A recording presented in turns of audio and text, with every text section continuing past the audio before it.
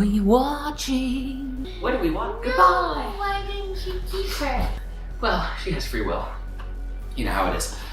Katie Rose. Yeah. Whoa. Look at the other cat. You don't want love either. Except my love. Except my love. What are we watching? We're watching Close Encounters of the Third Kind, which you haven't seen before? No, have you? Nope. What do you know about it? I don't know anything. I think it's about aliens. Yeah, I've seen most of Spielberg's early movies. Somehow I missed this one. I know how it ends. I like all of Spielberg's early stuff that I've seen, so probably like it. I know a lot about how the special effects for it were done. That's about it.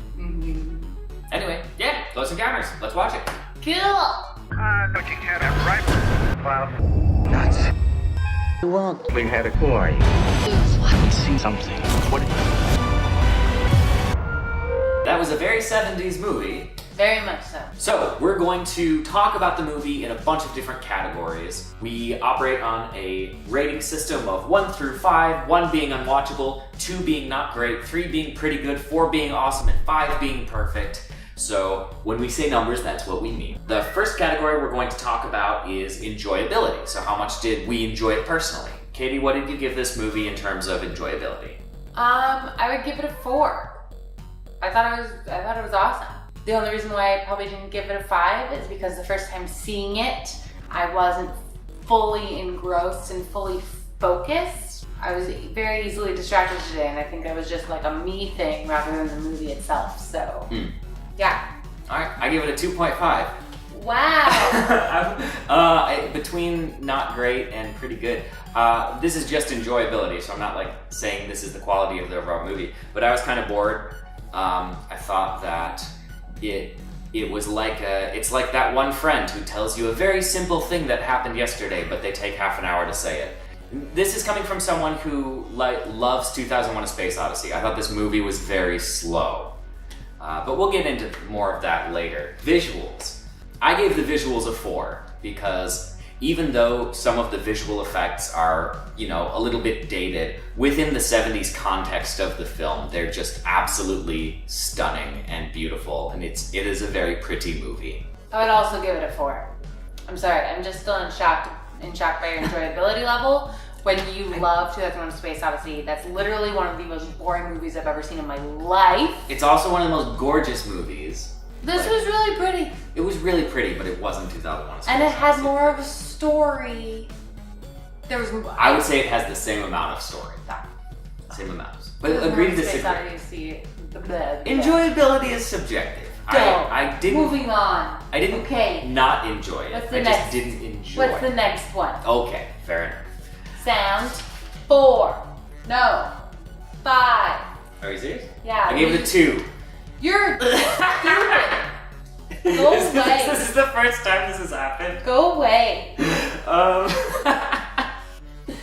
No, I thought it was obnoxious. It was great. The movie is constantly people shouting over each other, and there's always multiple people talking at the same time, and none of them are saying anything important. It was shrill.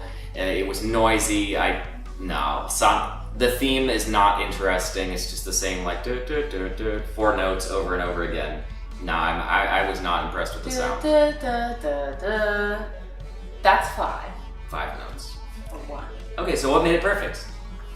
Well, it was like an orchestra communicating. Yeah, spoilers now. You're welcome.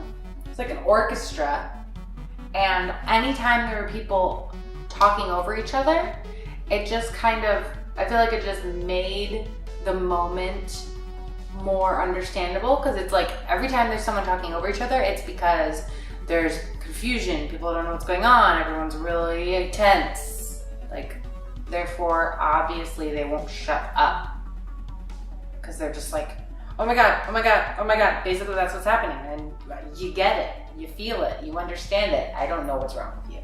Yeah, well. What's the next subject? Fair enough. That's why different opinions. Acting. Yes, acting. Oh, we skipped acting. Yeah, let's go back to acting. Okay, so acting. I gave it a 3.5. I thought the performances all around were generally pretty good. Of course, Richard Dreyfuss was great. It's always hard when you've got child actors, because they're cute, but then of course, like, they're not convincing. Right. But then at the same time, we are talking about Steven Spielberg, who over the course of his career has coaxed incredible performances from child actors. So it's like, it's hard to know how much sway to really give it. So I give it a 3.5. I thought across the board, if you average the performances, it was pretty great. Can I agree? Fine. There was nothing wrong, and the story, everybody was pretty convincing. By the way, all of this is spoiler free up until this point, where we're talking about the story. If you want to keep the experience spoiler free, somehow you haven't seen Close Encounters of the Third Kind yet, which, you know, that makes sense, we hadn't. Right. Then skip to the time code here to see our final thoughts with no spoilers. So aliens sort of buzz Earth, and a lot of people see it happen. The government also sees it happen, and so the government's like, man, we gotta figure out where these aliens are gonna be next because we have, you know, so much to learn from them, or blah, blah, blah. You know, why does anyone want to find aliens? Because aliens. Easy. Everyone who sees it is affected by the aliens in certain ways. They start, like, almost becoming obsessed with a certain mountain or a pattern of notes. Basically, it's just all code that the aliens kind of, like, imprinted on them of where they're gonna show up. Because they want to take a new batch of people for alien reasons, I guess. They don't seem threatening. They're not threatening. So our protagonist has a horrible family, but that's fine because he goes a little nuts and then he leaves them. They leave him. They kind of leave him. And it's kind of like, yeah, okay, bye. Yeah, and then a lady and her son, a lady's son gets abducted. And she sees it happen, and so she's trying to find him. So they go and then they find the aliens. The government has cleared out the area with a fake threatening gas, and then, you know, everyone get out. Okay. And then the aliens show up, and then they use the pattern to communicate with them. The aliens give back the last batch of people, which are mostly like pilots from World War II and stuff like that. And then you see the aliens, and they look like aliens, and then Richard Dreyfuss leaves with them, and then that's the movie. What would you give the story? I gave that a 3.5. Yeah, it was very simple, and it was good. I think the only reason why I didn't give it a higher score is because I would have liked a little more detail. Yeah, I gave the story a 2.5. Not so much because I wanted more detail, but because I wanted any kind of emotional connection. When you talk about early Steven Spielberg, at least I think about stuff like E.T. or Jaws, movies that, well, the hook is the alien or the shark.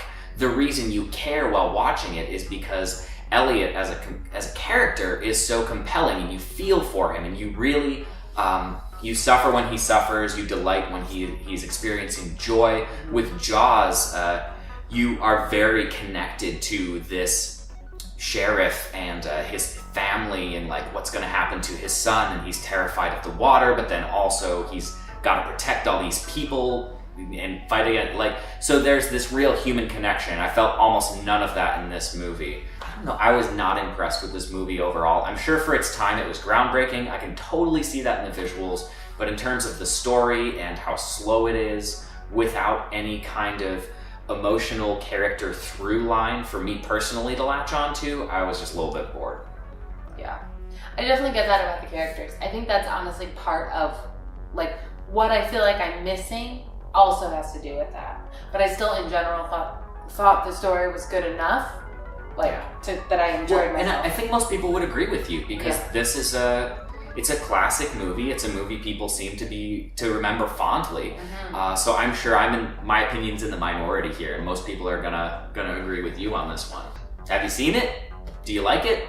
Are you more on my side, where you think it's a little bit boring but beautiful? Are you on Katie's side, where you really, really enjoyed the experience? Or maybe you're of a different opinion? Are you the weirdo who actually would rather watch 2001: A Space Odyssey and doesn't find that boring? Oh, hey, it's me.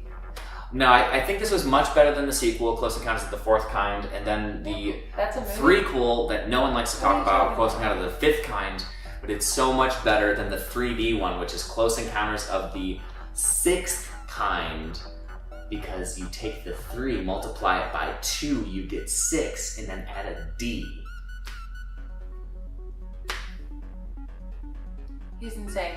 Okay, Bye. Hey, thanks for watching that video. If you liked what you saw, give us a like. If you didn't, don't. We rotate through a series of shows, so there's always something new for you. We also have 2 stores. There's the Hungry Creature Boutique and the Cool People Cool Store. Also, if you like the music you heard in this episode, check out Fractal Impulse on Facebook and Bandcamp and Instagram, whatever social media, and all that stuff. Yeah, cool. Bye.